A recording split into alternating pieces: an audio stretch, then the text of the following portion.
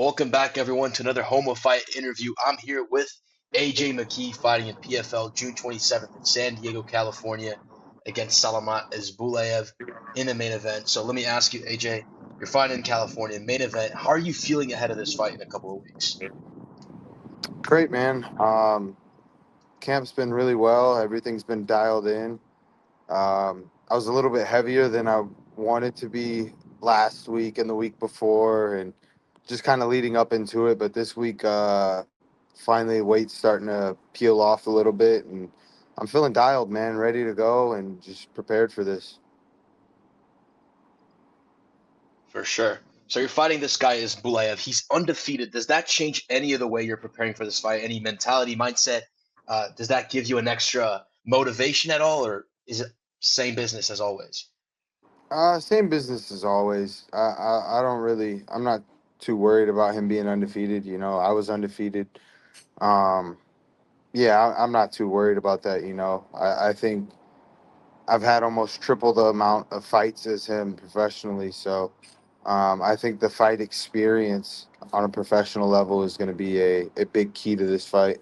This guy is quite dangerous. He's got an 100% finish rate. How would you rate his skill set? Legit, I watched him finish Pineda, so I always judge someone off of their last fight and kind of scope out what they're doing, what they're capable of.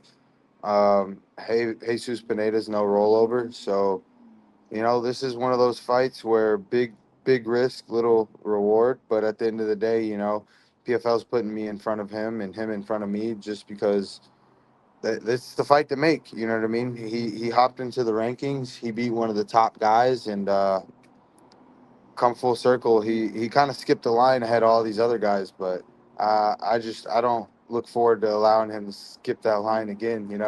I've been here. I've been looking for that title, and that's where I'm at. I really would have loved this fight to have been for the title, just based off the premises he hasn't made it out of the second round, and I want to see what he's like in that third, that fourth, that fifth round. When we drag him to deep waters, and we see what he's really good at.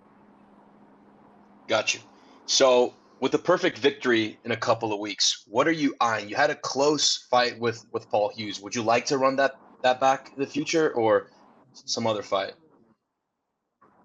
Definitely. I definitely love to get that one back in with Paul Hughes. That's at that's at lightweight though. That's 155 pounds. I don't think he's Hmm. coming down to 145. So right now my goal is become world champ. That's always been the goal. Even at lightweight, it was become world champ. Be a 45 and then 55-pound champ. That's still an accolade that I'd love to achieve in the future. But at the moment, I think the return to 145 pounds, reminding everyone who the best and baddest 145 pounder is in the world. That's the first step, and then yeah, for me, that fight with Paul Hughes is always on the table. I'd welcome that fight any day. Um, I lost a split decision, close fight.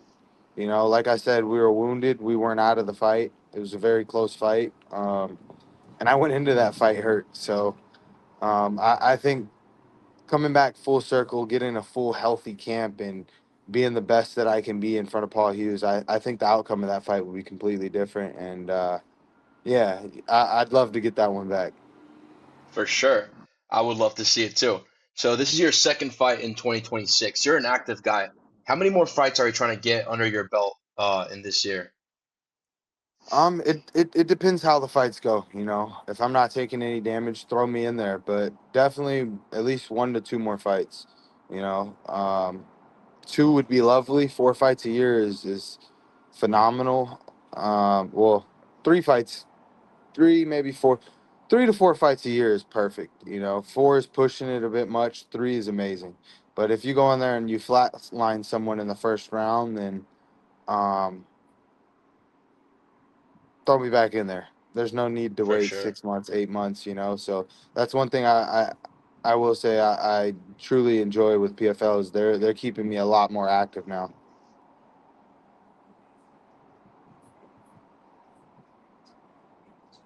Hmm. That's awesome. So to look at from an analytical standpoint, insane head kicks in your career. It's easier said than done. When we look as fans, we just see the insane head kicks. What goes through your mind What's the process of setting those head kicks up and getting the perfect kick so it's just not a naked kick, if that makes sense? Um, I think it has a lot to do with reading the movement, where they're going, what they're doing. If I notice the guy is on the bike and he's backing up a lot, straight back, then that's going to set up uh, a high kick leading forward. If he's expecting the head kick, then that's when you go to the body. A lot of guys expect head kicks from me now, so I've been kind of Hmm. switching it up and going to the body a little bit lately. And those been landing. I've been touching people's body a lot, but I think the head kick is just, even if they block it, you can still knock them out. You know what I mean? It's For just sure. landing the right area of the foot. Setups are key. Foot movement is really big. Foot positioning is really big, and I think that's one thing a lot of mixed martial artists don't pay enough attention to is foot placement. That's awesome. So I'm not sure if you heard, but Scott Coker, he's starting a new MMA organization, and he's aiming to sign 100 to 150 fighters right off the gate. What do you think of this new project of his, having worked with him in the past? Man, that's awesome. I actually did see it briefly. I think it's phenomenal. You know, he's done really well over the years with many different organizations and building them and doing what he's doing. Um, yeah, so I'm super proud and happy for him. Great. So, what's your perspective on the rest of this division? So, obviously, we have Usman Nurmagomedov. Is that a future fight for you, or do you see him jumping ship and going to the UFC sometime in the near future? I don't know. He's got a pretty big fight on his hands with Archie. Hmm. I've always said American wrestling is completely different from the Russian wrestling. So I think that fight particularly for him is a bad fight, but that's gonna be a banger. Yeah, that's Yeah, for sure. That's gonna be a banger. I'm excited for that one too. So you mentioned previously that your dream fight is Max Holloway. Obviously, he's fighting Conor McGregor in Conor's return fight in a month or so. How do you see that fight going down? Do you see Conor returning in good form? Do you see Max Holloway just putting on a masterclass? How do you see that fight going down? I'm rooting for Holloway all the way, but he had McGregor hasn't put in nearly the amount of work that Holloway has put in. He hasn't been through half the battles, half the wars. Hmm. Um, and he's a southpaw with really good timing of the left hand. So I would have to throw that to McGregor, but I'm gonna root for Holloway. Nice. Yeah. So you just mentioned that American wrestling is different than Russian wrestling, and sometimes people undervalue it. Um, there's been the rise of RAF. A lot of MMA athletes have been going into wrestling, which was their original basis. Do you ever see yourself competing in that organization in the future or no? Um, I would say my wrestling isn't that good. Mixed martial arts wrestling is completely different. Hmm. Um, but I do want to see my cousin Joey Davis go in there. He was 140, Nice. 133 and 0, four-time NCAA champ. The dude he So, came into our gym, and let me just tell you, there was some thousands of dollars that needed to be paid up, but he just oh wow. came in to get some good work. You know what I mean? And that's the homie. Hats off to him and everything he's doing. He's doing really well. Especially wrestling against Armin. But I strongly and genuinely feel that Joey Black Eyes Davids will give Armin and Giorgio a run for their money wrestling in a match. Straight wrestling.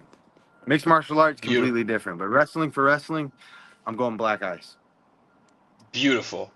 So let's say perfect scenario, you get a beautiful win in a couple of weeks. How are you celebrating immediately after the fight? Honestly, dude, I've been fiending for Costco pizza. I, That's I crazy. want a Really? nice, Just Costco yeah, I want pizza? a Costco pizza, bro. I want a nice, fresh Costco pizza. Shit. I don't blame you, to be honest. I've only had it once and I loved it, so I don't blame you at all. And In and Out. You gotta hit In and Out. Okay. That's a All go-to. right. Costco pizza and In-N-Out. Those will be my first two. I'll probably have In-N-Out the night of the fight if I can get out of there Hmm. fast enough. Makes sense. Actually, wait. Well, I believe there's an In-N-Out right next to the arena, so I'm definitely getting that's just In-N-Out. convenient. It's just that's a Yeah, sign. That's a sign. You got to go with In and Out then. There's no other for way sure. around it. Facts. Awesome. Awesome, man. Thank you so much for your time, AJ. Everyone, make sure you tune into his fight, June 27th, PFL in San Diego, California. AJ, do you have any message for your fans that are watching this interview right now? Yeah, man. Work hard at whatever you do. Work diligently, and keep God as your center. Whether you want to call him Buddha, Yahweh, Yeshua, whatever Allah, whatever you want to call him, man. Just know there's one God, and seek your relationship with him, and work diligently in your craft or whatever it is you're doing in life. Peace and blessings. God bless, brother.